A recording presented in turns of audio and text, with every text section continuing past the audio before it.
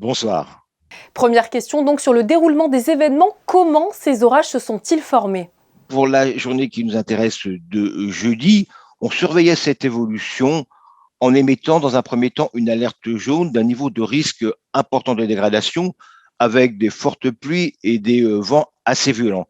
Tout cela était lié un peu à un conflit de masse d'air avec une Méditerranée surchauffée, puisqu'on a eu régulièrement cet été, et on a eu encore ces derniers jours, des températures de l'eau de mer entre les Baléares, la Riviera et la Corse de 26 à 29, voire 30 degrés. Donc une Méditerranée surchauffée, beaucoup d'humidité stagnante dans l'amas de fer et un contraste thermique avec une masse d'air très dynamique qui arrivait par l'ouest. Donc, ce contraste favorisait le déclenchement d'une dégradation orageuse généralisée, assez importante, mais pas extrême dans un premier temps. Ces vents violents accompagnés de pluies diluviennes ont entraîné de nombreux dégâts humains et matériels, donc notamment en Corse. Météo France n'a placé l'île en vigilance orange qu'à partir de 8h30 en plein milieu de l'épisode orageux. La violence de ce phénomène n'avait donc pas été anticipée par les prévisionnistes. Comment cela se fait-il, Pascal? Il faut reconnaître que c'est difficile et la communication est délicate, mais c'est sûrement un souci de communication qu'il faudra faire évoluer, je pense, dans les prochaines années, une communication sur la probabilité, la notion de risque, il faut qu'on intègre davantage dans la communication. Quand on lance des scénarios sur la base des observations intégrées dans les derniers modèles, on a au moins 20 scénarios possibles et on prend un scénario moyen. Or, le scénario sévère qui était prévu, on va dire, dans les dernières heures avant cette catastrophe, était un scénario minoritaire, à peu près 10 à 15%. Donc la difficulté, c'est est-ce qu'on va communiquer sur une situation dantesque sévère quand on a un scénario ou des scénarios minoritaires qui présentent cette situation extrême. C'est toute la difficulté, mais il faudra possiblement aller à l'avenir dans ce sens-là d'amélioration de la communication et surtout d'amélioration plusieurs jours avant. Le meilleur moyen de se prémunir de ces épisodes violents est donc l'anticipation en amont. Est-ce que les outils mis à disposition des météorologues le permettent vraiment?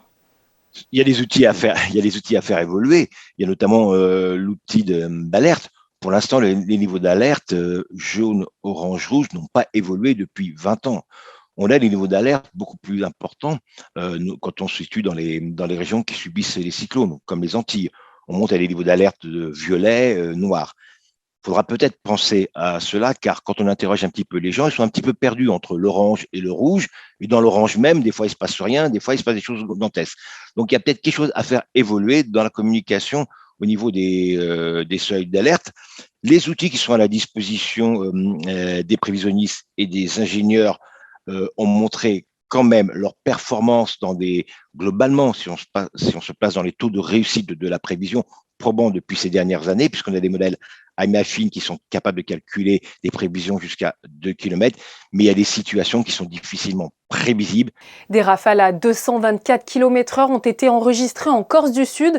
Ce sont des rafales à caractère de tornade qui sont absolument exceptionnelles, Pascal. On est quand même sur une zone en altitude. On approche des reliefs corses, on est près du parc régional, on est à une altitude entre 700 et 800 mètres, bordé par des reliefs plus élevés, et on est aussi dans le prolongement du golfe de Porto. Donc on a déjà un effet d'accélération du vent. Si on ajoute, comme vous disiez, les phénomènes tourbillonnaires de tornades qui surexposent la région, je ne dis pas qu'il n'est pas étonnant, mais il est propice à avoir des vents vraiment très, très tempétueux. C'est des records annuels. On n'a jamais eu des vents aussi forts sur cette région.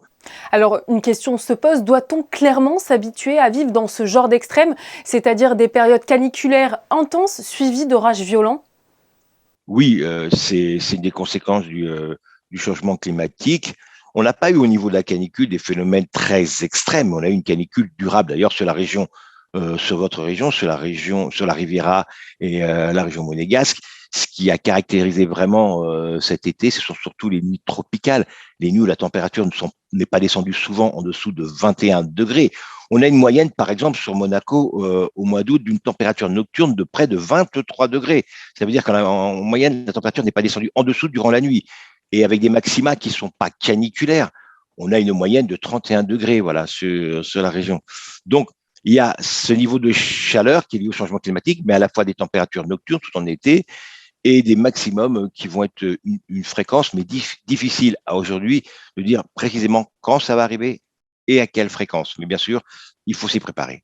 Merci à vous, Pascal Scaviner, de nous avoir permis de mieux comprendre les épisodes orageux de ces derniers jours qui ont fait, je le rappelle, plusieurs victimes en Corse. Merci à vous.